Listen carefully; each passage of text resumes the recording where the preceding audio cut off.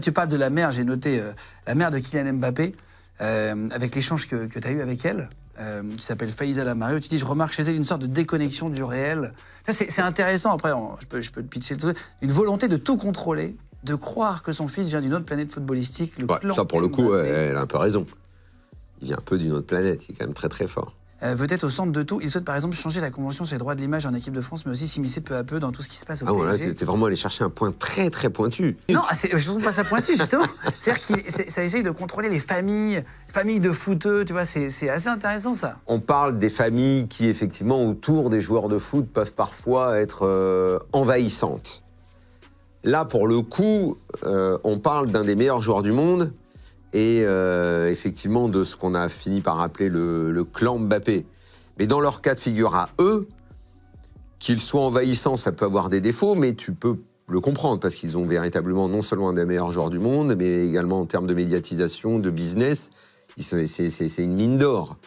Donc qu'au bout d'un moment, de par tout ce qu'il peut se passer autour d'une telle star, elle puisse à un moment être un peu déconnectée et penser qu'elle est plus importante que le club dans lequel il évolue, c'est possible. C'est possible. Et d'ailleurs, il y a pas mal de gens qui ont reproché aux gens qui entourent Mbappé, son père, sa mère, de trop en faire et de finalement quasiment leur laisser penser qu'ils ont le pouvoir au Paris Saint-Germain. Ce qui n'est jamais complètement positif quand même. C'est pas un joueur d'avoir le pouvoir et c'est encore moins sa famille de l'avoir. Mais plus globalement dans le bouquin, là où, parce que là, en plus, on parle d'un joueur qui marche bien sur le terrain.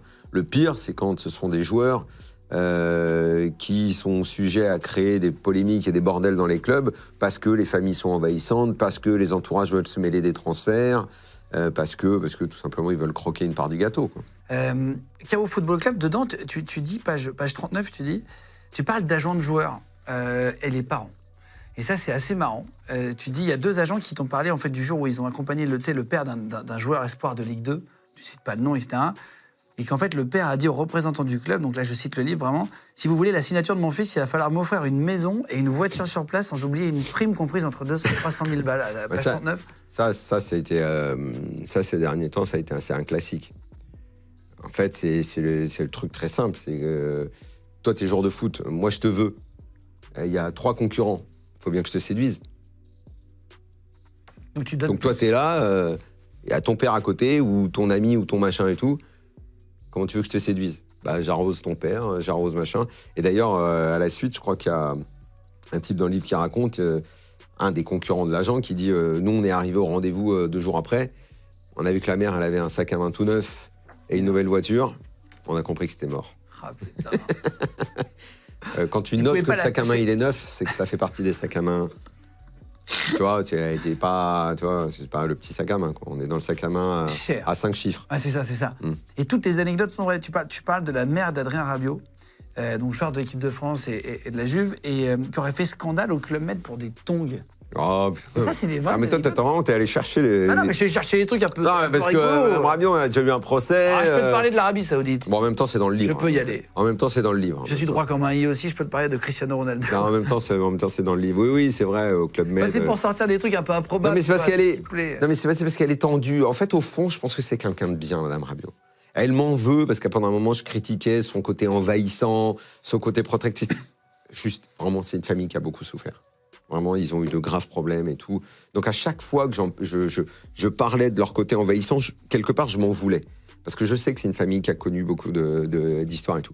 Et elle a ce côté ultra protecteur, ultra envahissante, à tout vouloir gérer, à dire à un mec un jour, si t'enlèves pas cette phrase de l'interview, plus jamais il te parlera.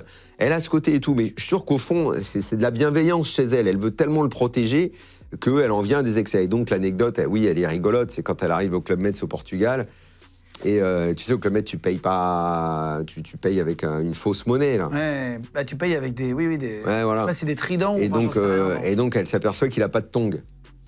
Et Adrien, t'as pas les tongs, machin. Ils avaient pas encore fait le check-in, tu sais, pour avoir le change. Et à la boutique, et elle dit va t'acheter les tongs, et tu vois, maman, j'ai pas les sous. Il dit, bah non, on va payer, quoi, machin. Et l'autre, bah non, il faut attendre d'avoir la monnaie Club Med et tout. Peut-être tape un scandale, vous savez pas qui on est, machin et tout. Hop, ils ont même pas déballé les bagages, ils ont repris l'avion, ils sont partis. Mais non.